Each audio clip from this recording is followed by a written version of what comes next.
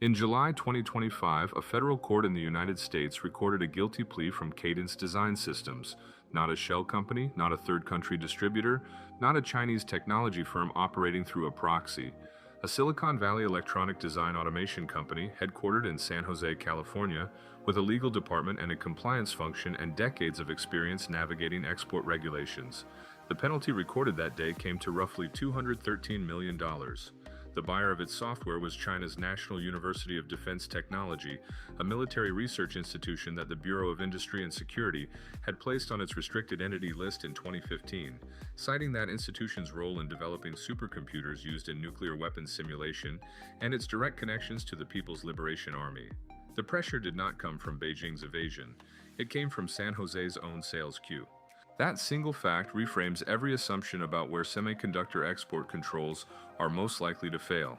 6 years of confirmed transactions, a military institution already named on a public federal register, and a fine that lands not on a Chinese counterpart, but on the American company that kept processing the orders. Here is the chain.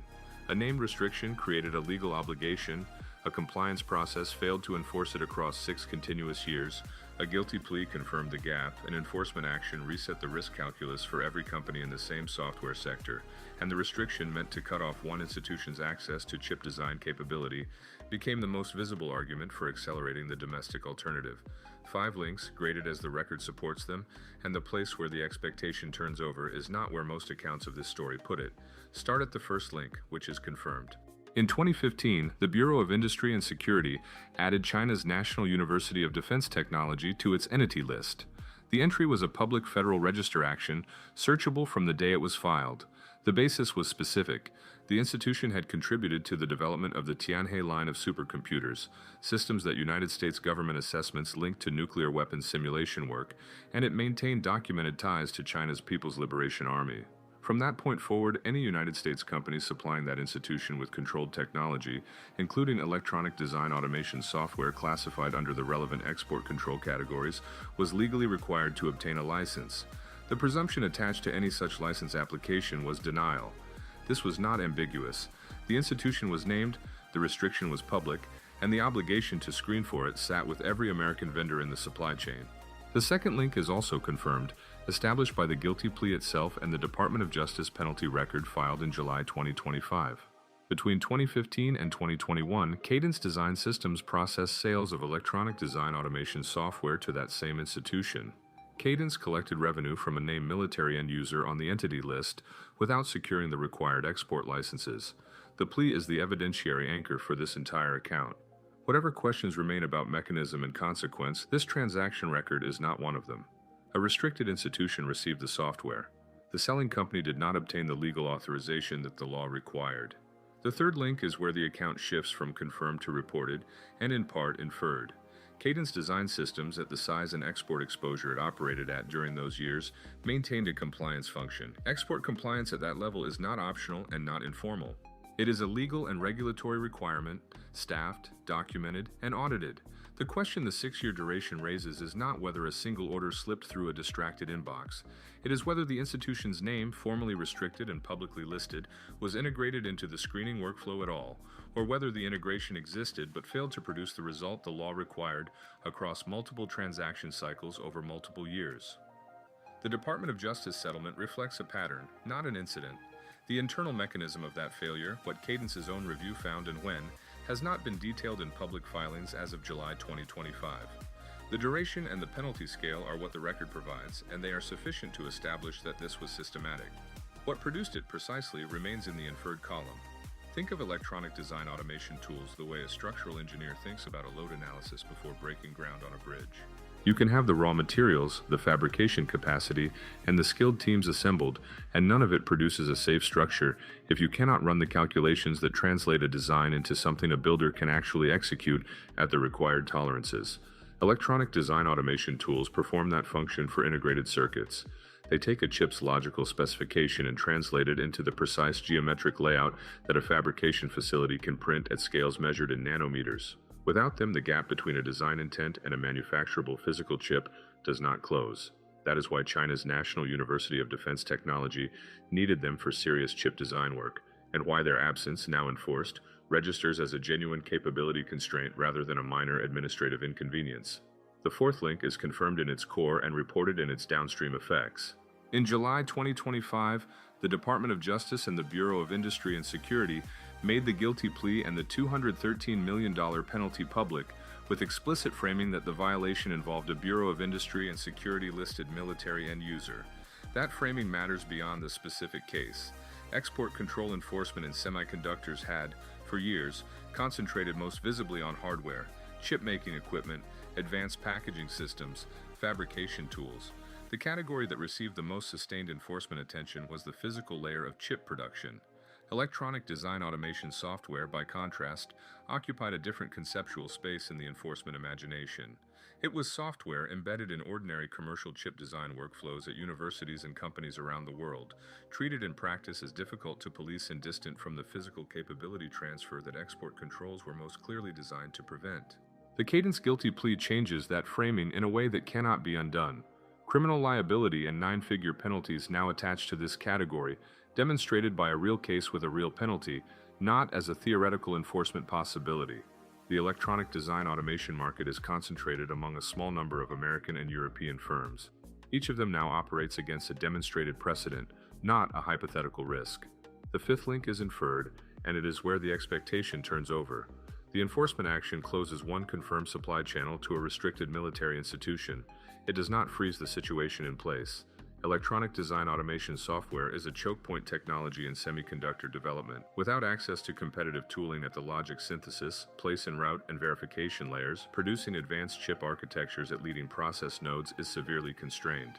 China's domestic electronic design automation sector, built around a small number of companies and state-backed startups, has been described by analysts covering the semiconductor supply chain as years behind the leading American and European vendors in the most demanding design categories. That gap was known before July 2025. What the Cadence case adds is a federal court record that proves the dependency in a way that no analyst estimate or policy paper could. The restriction designed to interrupt a military institution's access to design capability became simultaneously the most authoritative public argument for accelerating the domestic program, meant to replace that dependency. The control that was meant to interrupt the chain became the data point that extended it. That is the inversion this case actually contains, not a Chinese company evading American rules. The enforcement action that was supposed to hold the line made the strategic case for closing the gap more urgent and more legible than any prior policy statement had managed. Now for where the chain thins, because it does thin, and a reporter's account of this case requires saying so plainly. The thinnest section is the capability transfer question. The Department of Justice record confirms the transaction. Cadence sold. China's National University of Defense Technology received. The required licenses were not obtained.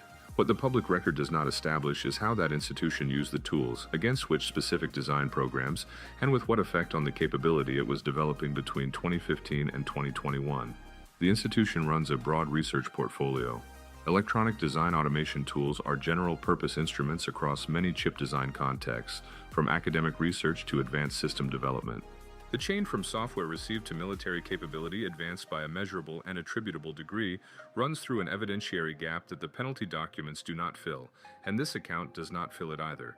The transaction is confirmed. The consequence for specific programs at that institution is not established in the public record, and treating the penalty as proof of a defined military capability advance would overread what the record actually shows. The second place the chain thins is Cadence's internal compliance timeline. The plea establishes that the sales happened. It does not establish when Cadence's internal review identified the problem, whether the company self-reported to regulators or was the subject of an external investigation, or what specific failure in its screening process allowed 6 years of orders to clear without triggering a license review. Those details matter for a question this case raises but does not answer, whether this is a story about one company's anomalous compliance failure or about a systemic gap in how the electronic design automation sector as a whole has integrated export control obligations into its sales operations. The Cadence case proves one instance. The structural question, how representative that instance is, sits in the inferred column until more of the sector's internal processes become visible, either through additional enforcement actions or through the compliance reviews that legal teams across the industry are almost certainly conducting right now. The confirmed core holds. A named American company, a named restricted institution, a documented guilty plea, A 9-figure penalty, 6 years of transactions. That record is solid. The capability consequence and the internal mechanism of the compliance failure remain in territory where the public evidence does not yet support confident conclusions, and this account treats them accordingly. Where the chain leads from here runs in two directions at once. Electronic design automation software is now inside the enforcement perimeter in a way that semiconductor equipment has been for years.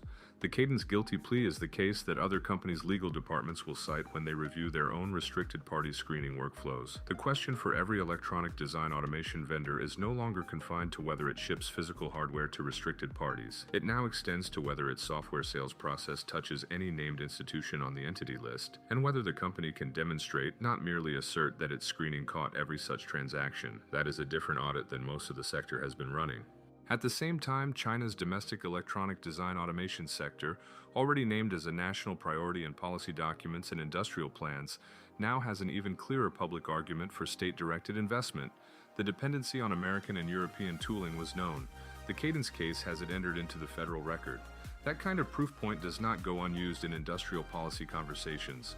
The export control system's core assumption was that the threat ran outward, from Chinese actors acquiring what they should not have through foreign evasion, third-country routing, and front company networks.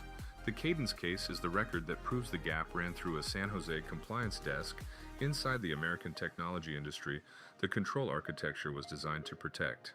The move meant to hold the line held it everywhere except inside the institution assigned to enforce it. The restriction was real. The enforcement was just 6 years late, and it came from inside the building.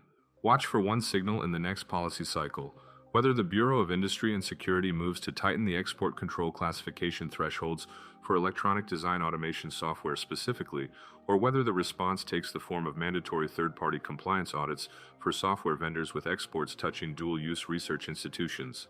Those two responses lead to structurally different outcomes for the industry, and only one of them addresses the process failure this case actually documented. If you follow the semiconductor supply chain at that level of resolution, subscribe and turn on notifications. This channel tracks the causal record, not the headline.